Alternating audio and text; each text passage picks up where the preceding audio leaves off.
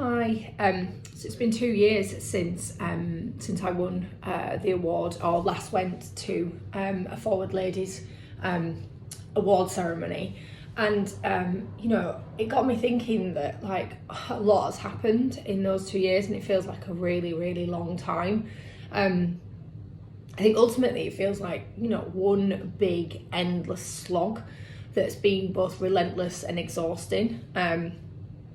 And I really haven't actually enjoyed it very much, if I'm really honest. And I think that's a mixture of both personal and professional. I think trying to homeschool kids and run a company through a Black Swan event is pretty challenging, particularly when like everybody is in the same boat and your normal network that you rely on for pulling you together and keeping you going are all experiencing their own version of a tough time. So I think it's been tough for everybody, but Griselda asking me to record this video has really given me time to reflect on what has actually happened in that space and time. And I think that for me, Resi now employs 140 people and is the largest home improvement platform in the UK.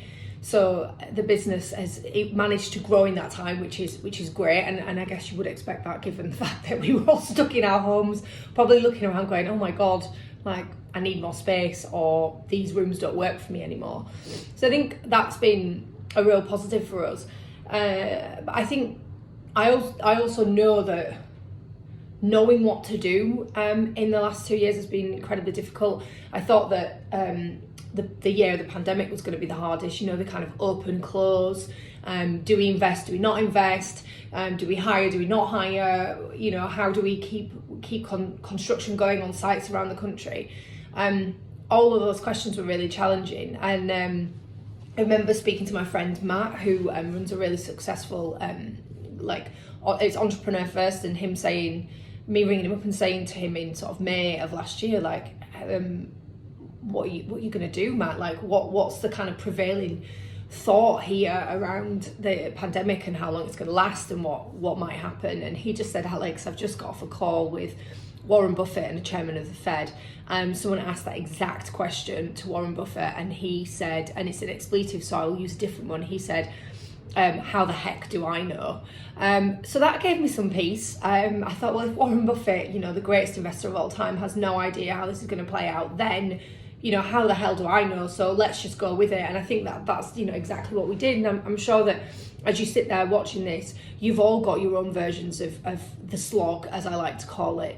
And so in thinking about kind of what to say here, it forced me to remember that the reason that Forward Ladies awarded me the event. So like in 2019, we actually got up to leave because the train to London was really tight, and if we didn't get that one, we were gonna have to wait around. And so I was actually walking out of the building when I heard Griselda start talking about this story, and I thought, God, that sounds really familiar. And then I realised she was talking about me, and there was one line that stuck in my head, and that was, and she didn't need to do it again, but she chose to go again. And I think that really stuck with me because it was a choice, and I hadn't really thought about it in those terms. I think for me, going again was really all about proving to myself that I wasn't like a one-hit wonder, and I actually knew how to build a business, and I sort of needed to kind of redo that over again to be 100% sure that it wasn't luck and I wasn't sort of Chesney Hawkes. I realised that it sort of is the second time I've done this, and I have done it before, and that time wasn't easy either. And I think that was a really good lesson for me to learn or to think about in the last 2 years, is that yes, this has been a really tough 2 years, and it's been like nothing else we've seen before. But I had a really shitty time building Hassel. I had really unsupportive VCs. I had a baby in the middle of it when I was opening up two other countries. It was 2.5 years of hardcore, relentless grinding it out. And I remember being far more unhappy than I am now. And I think that was a really important thing for me to realise, that as tough as the last couple of years have been, I've been there before. I've faced the adversity, as I'm sure we all have, and we've all got through it, and we've all picked ourselves up every time we've been knocked down, got up and tried again. And so I'm actually really grateful in many respects to the things that have happened, because I think it's made me a better leader, and I think it's probably made all of us a little bit better in some way, shape or form, because I think there was a couple of things that really came out of the last 2 years for me as learnings that I not just saw for myself but also saw with other people. And the first is that actually there's solace in silence and slowing down and living a slightly less aggressive pace of life. I think we all needed that. We all needed to step back and reevaluate, like, why are we doing what we are doing, and how do we balance the things in our lives to make us feel a little bit more in kilter.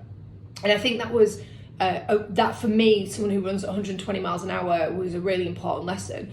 But the other thing that it's overwhelmingly shown me as I look around my organisation and my peers and the other people that I know, is that our extraordinary need for human connection, and that technology and digital platforms will never ever replace a hug or a feeling of camaraderie, or those serendipitous moments where you meet someone and share a story, or turning to your network and your support people to share what you're going through, both the good and the bad. And that's why I think it's great to see things like Forward come back again, and it's great to see events start to be put back on, because places like Forward Ladies give us all space, a safe space in which to meet others, fellow travellers on this crazy journey of entrepreneurship, as we try to balance being a good friend, wife, girlfriend, mother, daughter,